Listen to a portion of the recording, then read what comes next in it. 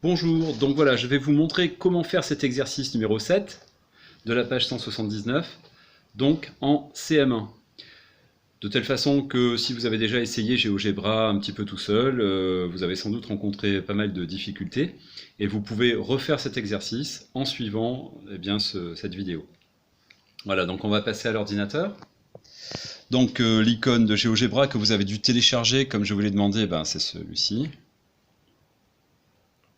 Voilà. Donc je clique dessus. Voilà, GeoGebra va s'ouvrir. Voilà, je vais mettre en plein écran par ce petit carré. Maintenant, ce que je voudrais ici, vu que je n'ai pas besoin de dimension, je voudrais retirer. Je vais mettre de côté comme ça, on va mieux pouvoir filmer. Voilà. Je vais retirer le quadrillage et les axes. Donc dans Affichage, je vais aller dans Aspect. J'attends un petit peu. Voilà.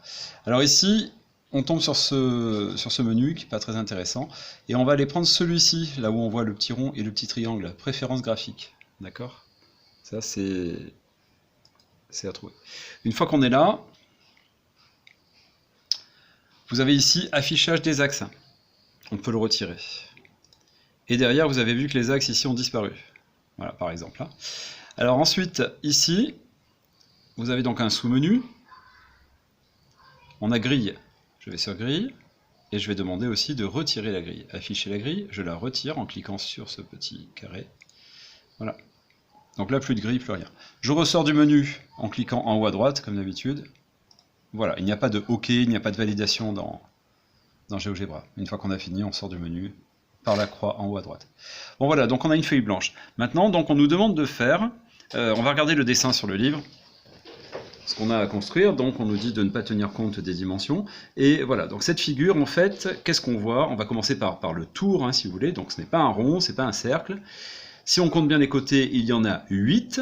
8 côtés, donc c'est un octogone, à la limite on n'a pas besoin de le savoir. Il y a 8 côtés. Et bien sûr, ils se succèdent avec A, B, C, D, E, F, G, H, I, J, G, H, et ça s'arrête là évidemment. Voilà, donc, voilà. On va commencer par ceci. Cet octogone, il est régulier parce que tous les côtés sont égaux, tous les angles sont égaux. En fait, il peut s'inscrire dans un cercle. On pourrait tracer un cercle en passant par tous ces points. C'est ce qu'on appelle un polygone régulier. Donc on va avoir besoin du polygone régulier comme menu dans GeoGebra, puis après on aura deux autres polygones, un orange on va dire et un rose, et ces polygones-là ne sont pas réguliers. Ils ne sont pas réguliers, ils ne s'inscrivent pas dans un cercle, leurs côtés ne sont pas tous égaux. Donc deuxième menu dans GeoGebra, les polygones qui ne sont pas réguliers, normaux on va dire. Donc là ce sont des trapèzes, mais ça n'a pas beaucoup d'importance. Ensuite on va regarder un petit peu les couleurs. Pour l'octogone, il est bleu. Et il n'y a pas de couleur de fond, c'est-à-dire qu'on n'a pas colorié l'intérieur de l'octogone. Par contre, pour les deux autres, nous avons donc du orange, on va dire, avec un orange un peu soutenu sur l'extérieur, puis il est donc rempli d'orange plus clair à l'intérieur, et le deuxième, le rose, vient croiser le premier de la même façon. Alors voyons ça, on va commencer par l'octogone. Alors une fois que je suis sur cette page, je vais commencer par choisir dans tous ces menus-là, celui de l'octogone ou des polygones. Donc c'est ici. Je vais cliquer sur le petit coin, dans le coin en bas à droite, pour avoir des sous-menus. Et là apparaissent donc, voilà, les sous-menus.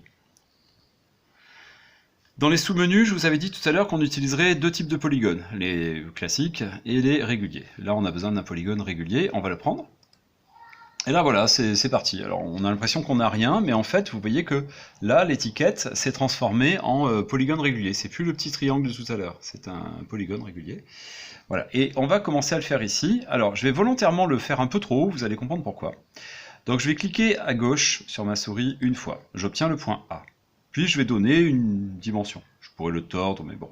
Je vais mettre le point B ici par exemple. Voilà, et là, il s'arrête, le logiciel me dit point, combien de points? Alors combien de points dans un octogone? 8 points, c'est-à-dire 8 sommets. Je vais mettre 8 à la place de ce 4. Donc ici, je viens de rentrer le chiffre 8, ou le nombre 8 même, d'accord? Je vais cliquer sur OK. Voilà. Et donc, je vous avais dit, c'est volontaire. Donc là, je vois mon octogone, mais qui a disparu là-haut. Alors, je voudrais bien le faire descendre. Et là, première idée, j'appuie sur la touche gauche et je le descends. Et là, qu'est-ce que je fais? Je fais un trait encore. Il a envie de recommencer un deuxième polygone. Zut. Donc, j'essaye de faire annuler, mais il reste 2 points. Ça, c'est moche. Alors, lorsqu'on fait ce genre d'erreur, il y a toujours le retour possible là-haut à droite. Ici. Toujours. Vous le faites. Et les 2 points qui étaient ici ont disparu, on est revenu à l'étape précédente. Bon, on n'est pas avancé pour autant parce que notre polygone est toujours coincé là-haut. Pour le déplacer, on va aller dans le menu ici, pardon, voilà, on va aller dans le menu ici, tout à fait à gauche, là. Et là, on va demander de déplacer, vous avez vu, je clique dessus. Cette fois, ce menu est actif, déplacer. Je reviens sur ma page, et là, je vais faire la même chose. Il n'y a pas de modification de mon doigt, là, c'est le même. Mais cette fois, quand j'appuie à gauche, je reste appuyé. Et cette fois, le polygone peut descendre. Je descends, en fait, le polygone avec ma souris. Bon, voilà. Alors, en dehors de ça, ce polygone, cet octogone, on devait le faire en bleu. Il ne devait pas être teinté à l'intérieur et il ne devait pas y avoir cette indication. Alors, comment faire pour accéder au sous-menu du polygone? Alors d'abord, si je clique à côté, voilà, donc j'ai... Oui, bon, tout à l'heure, il était surligné, maintenant non. Donc, il était en surbrillance. Donc là, il n'est pas en surbrillance, donc il n'est pas sélectionné. Pour le sélectionner, je peux aller dans le menu qui est à gauche, le menu Algèbre, là, et je peux cliquer sur Poly. Donc là, on voit que ceci est sélectionné, et quand je regarde mon dessin, vous voyez qu'il est légèrement flou, en fait. On ne le voit pas très bien à l'écran, là, mais les contours sont légèrement flous, il est sélectionné. Je peux alors me mettre n'importe où sur le polygone et cliquer à droite sur ma souris. Quand je clique à droite, je peux aller dans les propriétés en bas. Quand je suis dans les propriétés de ce polygone, je peux lui demander plein de choses. Donc déjà, quand on avait écrit poly au milieu, c'était l'étiquette. On va retirer cette étiquette. Il y a affiché l'étiquette, je le retire. Voilà. On ne le voit pas, mais elle n'y est plus. Et on va aller voir maintenant dans le sous-menu couleur là-haut. Et on a dit donc que ce polygone, il était bleu, donc on va prendre du bleu. Et à l'intérieur du polygone, donc bleu, vous avez vu, j'ai cliqué ici, vous prenez le bleu que vous voulez. Ici, dans l'aperçu, je vois qu'il est légèrement bleu clair à l'intérieur parce qu'il y a un facteur d'opacité. C'est-à-dire qu'on a rempli l'intérieur avec du bleu, mais pas trop, vous voyez, il y en a un petit peu. Si je déplace mon curseur là-bas, ça devient de plus en plus bleu. Et là, en l'occurrence, il faut qu'il n'y ait rien, donc je vais mettre carrément le curseur à 0. Voilà. Maintenant que c'est fait, je vous avais dit pour sortir du menu, en haut à droite. Je sors, voilà, il est beau, il est flou, parce qu'il est sélectionné.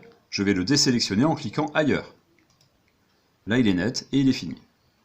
Passons aux 2 autres polygones. Commençons par le orange qui est en haut.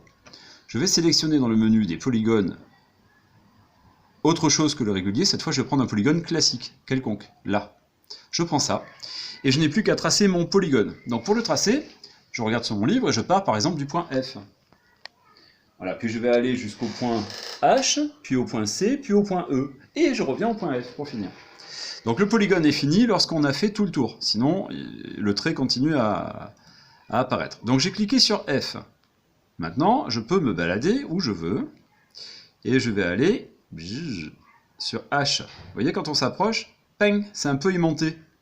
Ça vient se coller directement au point. Donc H, je clique dessus. Je me déplace maintenant, vous voyez qu'on voit l'ombre qui apparaît, c'est très mignon. On pourrait aller sur n'importe quel point. À l'approche d'un point, hop, ça s'aimante.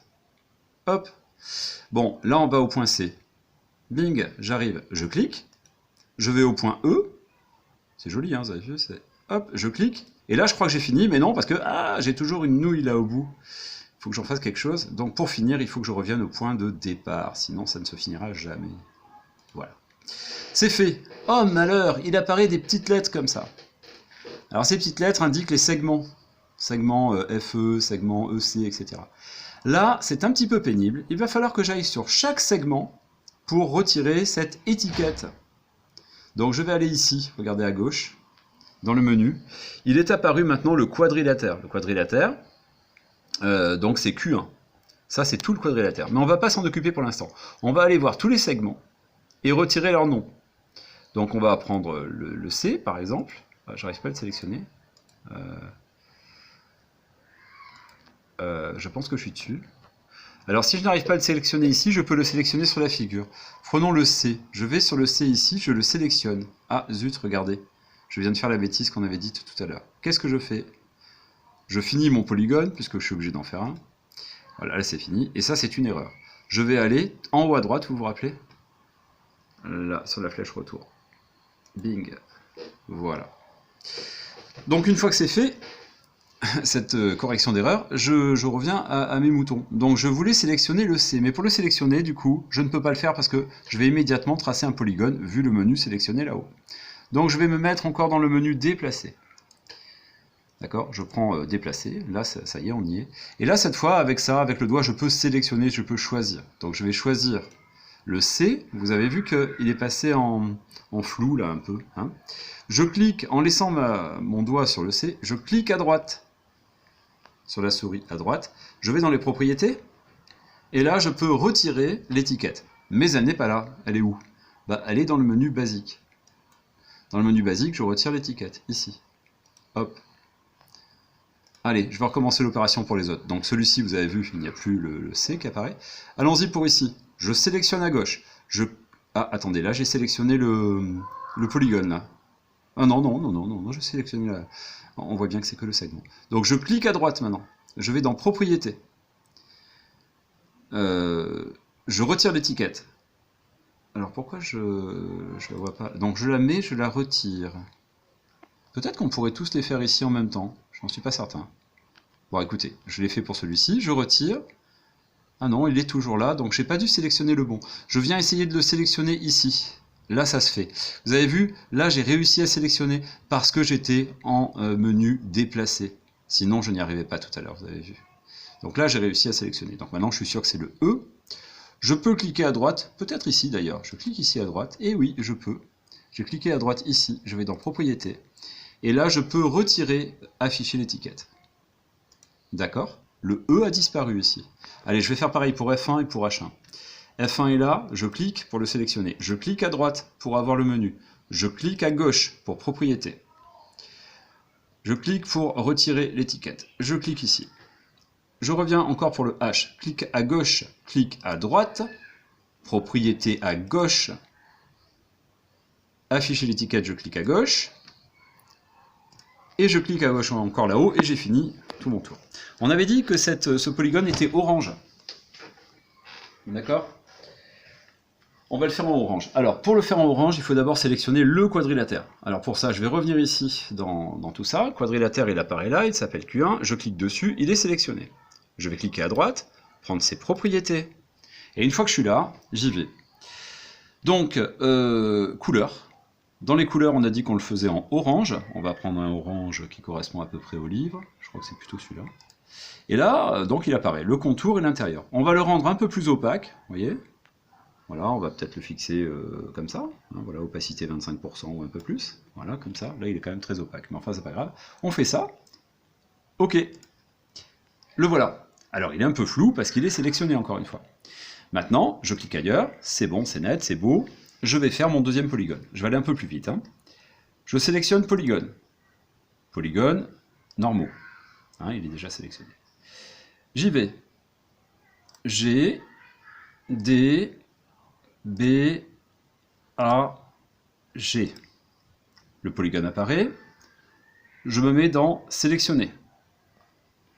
Ici, déplacer, pardon. Hop. Et j'y vais. Donc maintenant, ce polygone, il s'appelle Q2. Il a comme segment, je vois des ABDG1. ABDG1. Le A, il est là. Je sélectionne, clic à droite, propriété, basique. Je retire l'étiquette. C'est parti. Le B. Hop, hop, hop. Étiquette. Le D. À gauche, à droite, propriété, étiquette. Le G1, G1, à gauche, à droite, propriété, étiquette. Ça c'est bon. Maintenant je regarde le quadrilatère dans son ensemble. Il est ici. Vous le voyez à gauche là? C'est Q2 là, hein. C'est celui-ci. Je clique à gauche, je clique à droite, je prends ses propriétés. Lui, il est rose. Alors dans le menu, Je vais encore dans couleur, je le prends rose, comme ça. Comme ça. Bon, admettons, voilà. Là, il est un peu rose clair, on va prendre plus foncé, voilà, comme ça plutôt. Et ici, donc, un peu plus d'opacité, voilà, un petit peu plus, hein. Voilà, ok. Un peu comme tout à l'heure, en fait, hein. Ok. Voilà, il n'y a plus qu'à cliquer à côté, et voilà, vous avez votre figure qui est terminée. Celle-ci, elle est comme sur le livre, d'accord? Voilà, donc c'est l'exercice du jour, et il ne reste plus qu'à faire l'exercice demandé à la maison, tout seul, maintenant qu'on a compris un peu mieux comment fonctionnait GeoGebra. Bien sûr, ensuite, tout en haut, hein, pour terminer, vous avez un menu classique avec fichier, par exemple, enregistré. Alors, enregistré n'existe pas, hein, là, chez GeoGebra, c'est sauvegarder, ou sauvegarder sous, sauvegarder, c'est pareil qu'enregistrer. Et là, vous avez un menu qui apparaît, par exemple, je peux le mettre sur mon bureau, tout simplement. Je donne un nom au fichier en bas, hein, donc voilà. Et j'enregistre, enfin je sauvegarde, quoi, c'est pareil. Donc là il est sauvegardé, on le voit bien parce qu'en haut à gauche apparaît le nom, EXCM1, GGB, GeoGebra, donc je ferme, voilà, tout simplement.